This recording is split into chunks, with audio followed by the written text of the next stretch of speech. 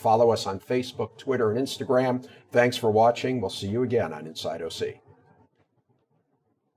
Thank you. Okay, boy, you guys, we could have gone another 30 minutes. So let's continue that, because this almost sounds bizarre in some ways. It's like, I mean, are you saying that this Turkish movement is somehow infiltrating? I mean, that sounds like they're infiltrating the American education system. I'm surprised why Gloria hasn't written about this, because it is an abuse of the charter school system, even if one believes in the system. And by the way, we didn't mention the California Teachers Association, the National Education Association, American Theater Teachers, all have, they support charter schools within parameters, right? They like innovation.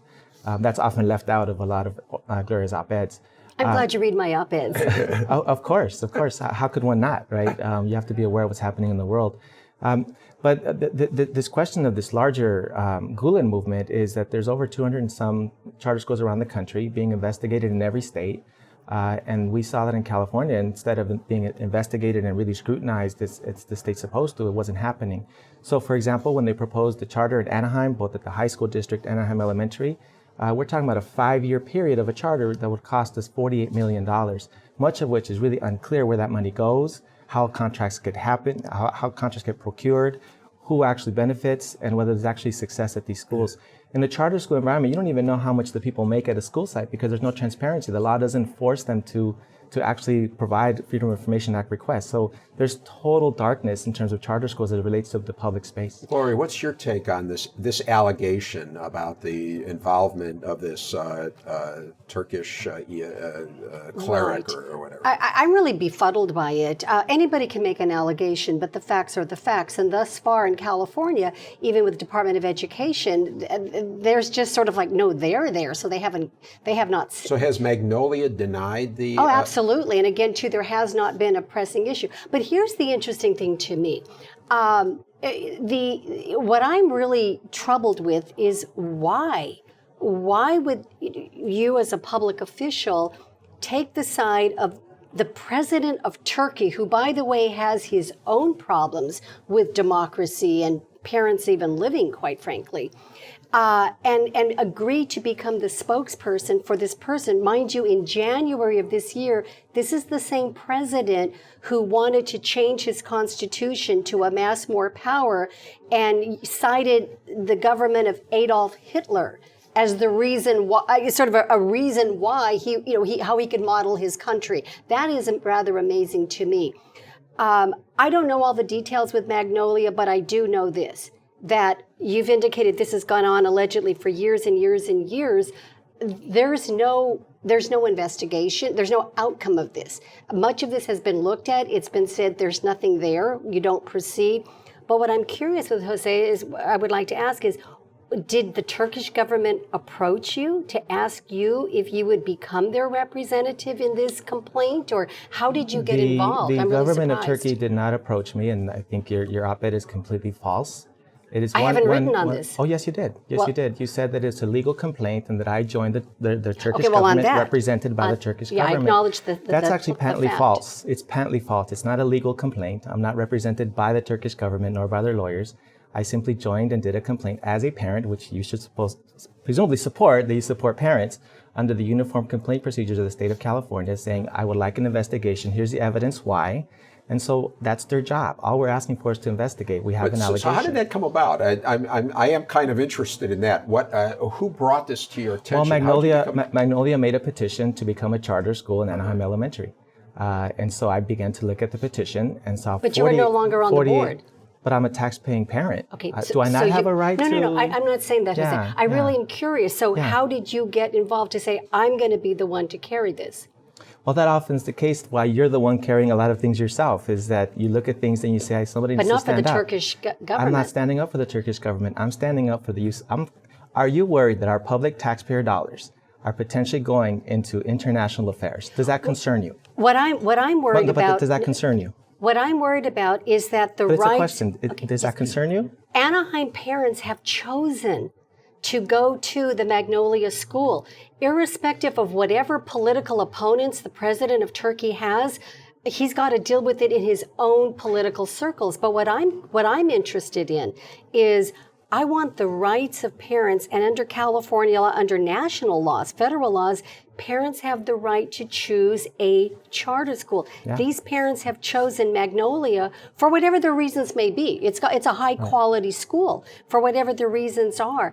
And thus far, what's interesting is that parents have not fled Magnolia. They're hearing this and thinking, if somebody has a problem with some movement allegedly taking place in Turkey, let them find it out in Turkish politics.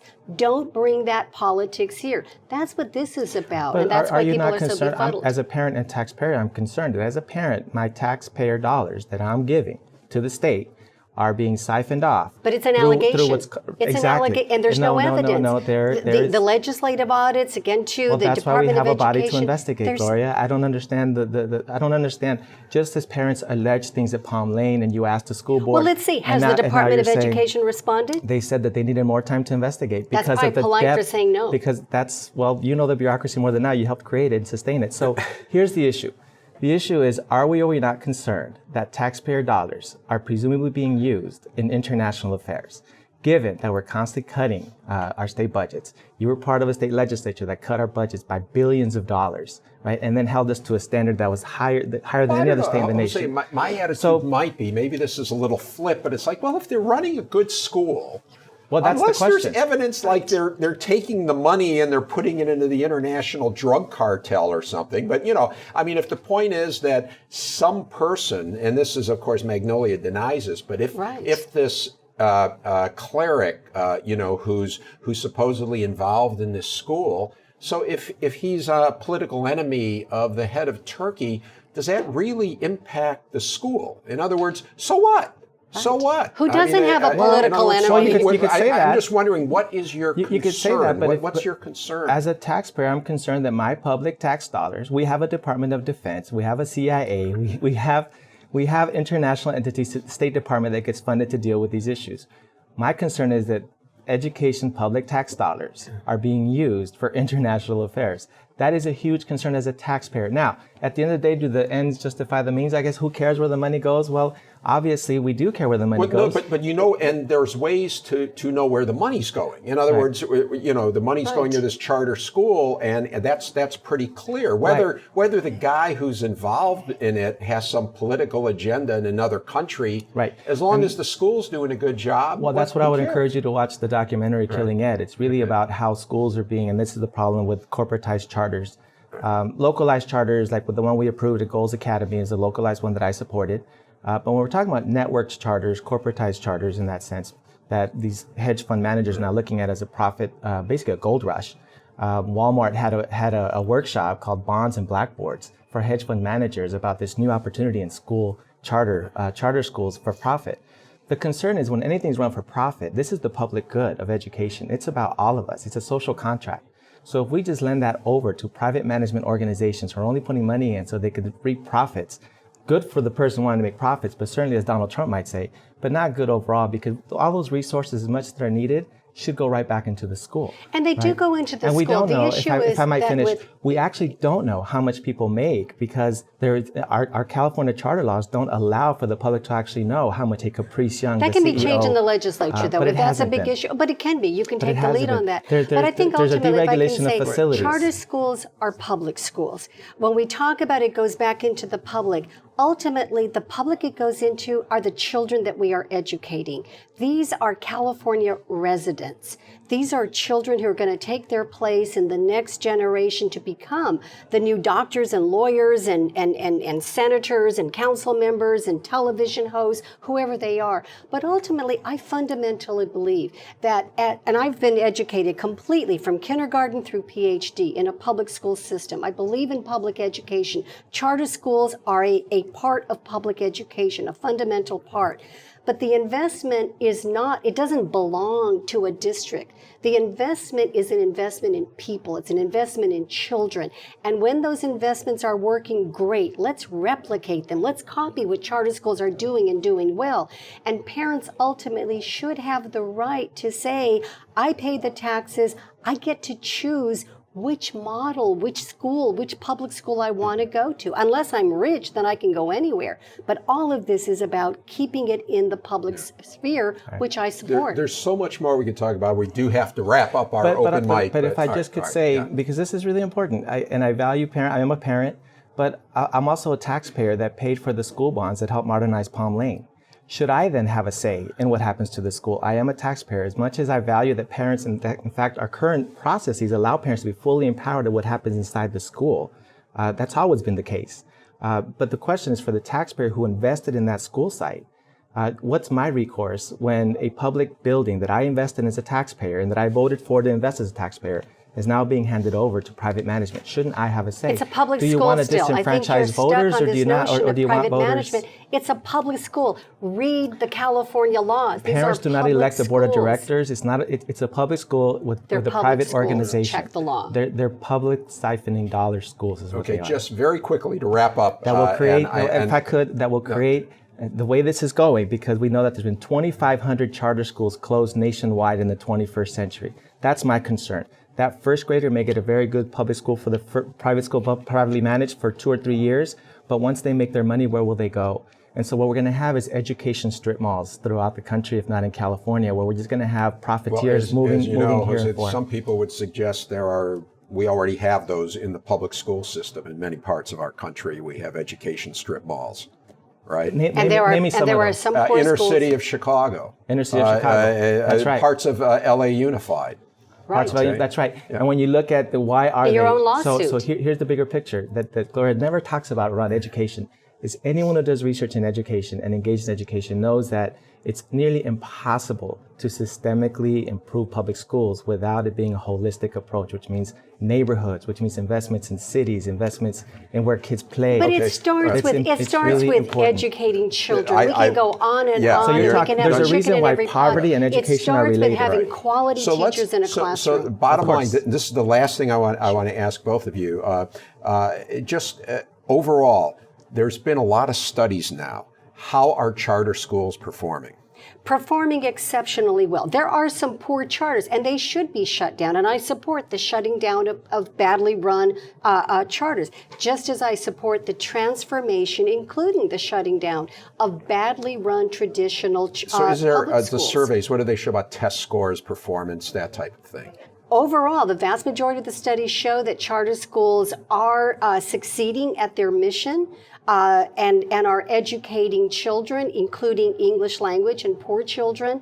They to the point where you have thousands of parents on waiting lists trying to expand capacity. Okay, so maybe two parts for you. One, address the studies, what the studies show, and then do answer that question about the all these waiting lists. Whenever there's a charter school, whatever's going on, the parents want to send their kids there. That seems to be the perception. Well, we have public schools in Anaheim where there's waiting lists as well. It's about innovation, right? And so I do say that in the public education system. And I did not see any bills coming out of Gloria or any of the legislators, instead of allowing public schools to become more innovative, to maybe deregulate parts of them, to allow us to pick curriculum that we think will make sense at a local level. They actually created this very narrowed measure of a test score that forced a lot of things of educators. But what about studies? But the studies, I think it's disingenuous to say simply, oh, they're doing marvelous. It's inconclusive. There are charter schools that are doing wonderful, and there's charter schools that are not. There's public schools that are doing great, and there's some that are not. One thing I did want to ask, since we're going so much more, kind of the elephant in the room that we haven't talked about very much, maybe just briefly alluded to, are the teachers' unions and the role that they play. You said that you would like to see the legislature give more flexibility to public schools. Would that flexibility include some things that teachers' unions aren't crazy about, like changes in tenure laws or that type of thing? Would you favor anything that might go against what the positions are right now of the teachers' unions? Well, one that presumes that tenure is the reason why we have underperforming schools. In fact, in our highest performing schools in California and the nation, they all have tenure laws. Okay. So, and that's the other piece about that. Our school system is seen as a failure, and it's struggling. And in fact, the lawsuit, I did make note of the historical record of how communities were segregated in Anaheim and disenfranchised. That's the record of the lawsuit about education, which is why I chose to get on a school board and to push for that change. and to support all So I'm communities. just saying, is there anything currently as regards teachers Well, again, that if you'd like to charters- see changed, or do you think it's pretty much as it should be? If we had followed the promise of the charter laws, it was first established in 1992 by Gary Hart, a very progressive Democrat of the time. He said, let's create labs of innovation. We know that a lot of our laws exist to protect people, including choice, right? We have a zip code, but segregation was something that if left to people's own devices, they often segregate. In fact, charter schools have been shown time and time again to be much more racially segregated with greater racial and economic isolation. I have to interject at this point. We just acknowledged the anniversary of Brown v. Board of Education, and again, to a very important date in American history in the decision. We find today that actually in public education, so you can't blame this on charters, I don't.